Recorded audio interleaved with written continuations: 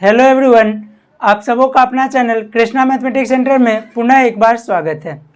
हम लोग आज जो चैप्टर पढ़ रहे हैं उसका नाम है क्षेत्रमिति। क्षेत्रमिति में हम लोग एक स्पेशल टॉपिक पढ़ेंगे जिसका नाम है वृत्त से संबंधित क्षेत्र। जो स्पेशली जो बनाया गया वो क्लास 10 बिहार बोर्ड के लिए जो ये वीडियो जो वो बनाया गया, क्योंकि कुछ बच्चों का जो वो डिमांड था कि सर इसका जो है वो वीडियो आप अपलोड कर दीजिए। तो जिसके लिए हम लोग आज देखेंगे वृत्त से संबंधित क्षेत्रफल। तो वृत्त से संबंधित क्षेत्रफल में सबसे पहले हम लोग को देखना होगा क्या कि कुछ टर्म्स जैसे हम लोग का होता है त्रिज्या। तो त्रिज्या क्या होता है? त्रिज्या के लिए एक फॉर्मूला होता है व्यास बट्टा 2, या फिर त्रिज्या को इंग्लिश में बोलते हैं r=d/2। और एक टर्म्स होता है पाई, इसको हम लोग हिंदी में क्या बोलते हैं? पाई। पाई का मतलब होता है 22/7 या फिर 3.14। तो ये तो हम लोग समझ गए। अब हम लोग इसमें देखेंगे क्या कि वृत्त में और कौन कौन सा टर्म्स जो है वो हम लोग यूज करते हैं। तो वृत्त में सबसे पहले हम लोग देखें, वृत्त को इंग्लिश में बोला जाता है सर्कल। जैसा कि आप लोगों को पता होगा कि कुछ दिन पहले जो है वो सर्कल से रिलेटेड एक वीडियो जो बनाने का काम किया था, जिसमें क्या था कि सारा टर्म्स जो है वो इंग्लिश में यूज किया गया था। इसमें हम लोग देखें कि वृत्त को इंग्लिश में सर्कल बोला जाता है। वृत्त की परिधि का मतलब होता है यही जो हम लोग का बाउंड्री जो है।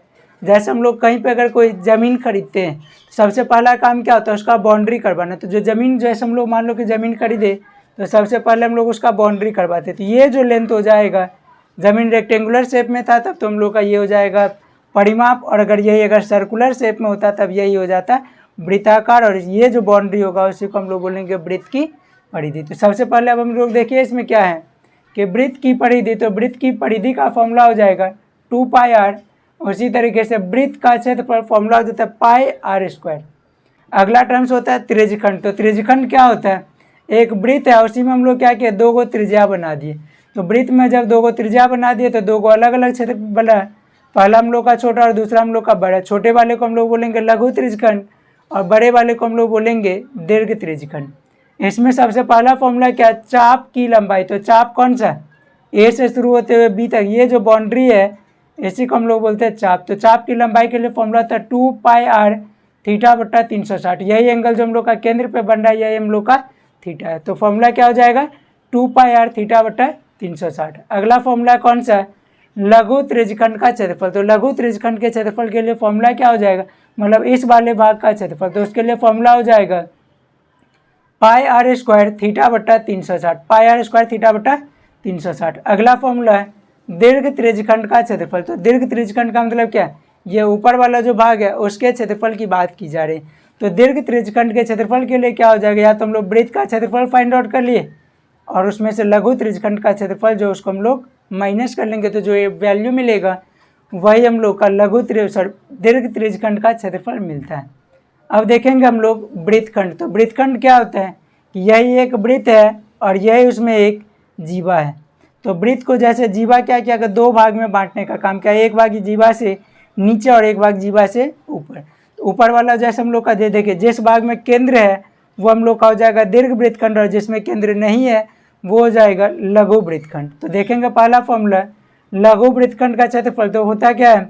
πr² θ/360 माइनस त्रिभुज AOB का क्षेत्रफल। मतलब ये त्रिज्यखंड का क्षेत्रफल πr² θ क्या होता है? तो त्रिज्यखंड का क्षेत्रफल, लघु त्रिज्यखंड का क्षेत्रफल, उसी में से हम लोग त्रिभुज को जब काट लिए तब बनता है हम लोग का लघु वृत्तखंड का क्षेत्रफल।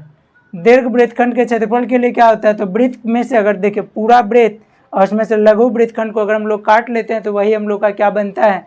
तो दीर्घ वृत्तखंड का क्षेत्रफल। इसको सभी लोग लिखने का काम जो वो कर लीजिए। इससे आगे हम लोग और फॉर्मूला जो उसको हम लोग देखेंगे। इससे आगे हम लोग देखेंगे अर्धवृत्त। तो अर्धवृत्त क्या होता है? तो एक वृत्त का आधा नाम ही है अर्धवृत्त। अर्ध का मतलब आधा, वृत्त का मतलब वृत्त। वृत्त का आधा जो होगा उसी को हम लोग अर्धवृत्त के नाम से जानते हैं। तो अर्धवृत्त की परिमाप का मतलब क्या हो जाएगा? यहाँ से लेकर के यहाँ तक, और उसी में ये हम लोग का व्यास जो है वो जुड़ जाएगा। तो यहाँ से यहाँ तक की बात करें तो ये क्या हो जाएगा? 2πr का आधा और 2 बार रेडियस। 2 से 2 कट जाएगा। देखिए πr + 2r, r कॉमन तो पाई + 2। तो यही हम लोग का अर्धवृत्त की परिमाप का फॉर्मूला हो जाएगा r × पाई + 2। आगे हम लोग देखेंगे अर्धवृत्त का क्षेत्रफल। तो यहाँ पे देखिए वृत्त के क्षेत्रफल का फॉर्मूला πr² तो अर्धवृत्त का क्षेत्रफल हो जाएगा 1/2 पाई आर स्क्वायर। उसके बाद होता है चतुर्थांश।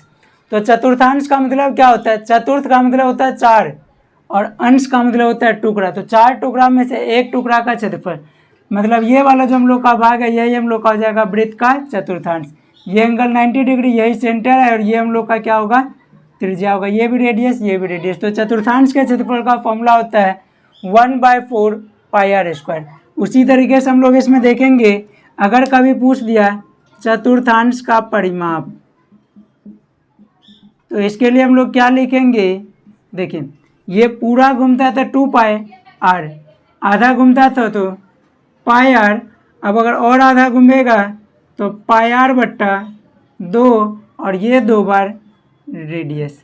तो यही हम लोग का हो जाएगा चतुर्थांश की परिमाप। उसके बाद एक टर्म्स होता है वलय, जिसको हम लोग रिंग के नाम से जानते हैं। मतलब क्या हो गया?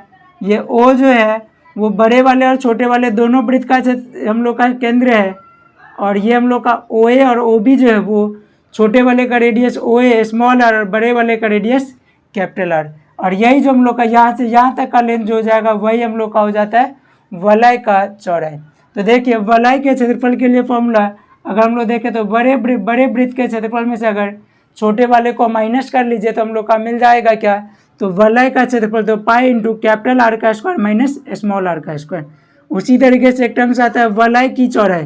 तो वलय की चौड़ाई मतलब दोनों वाले जो रिंग जो हम लोग का दोनों सर्कल के बीच का जो हम लोग का लेंथ है वो क्या होगा? तो इसके लिए फॉर्मूला विड्थ इक्वल टू होता है capital R minus small are.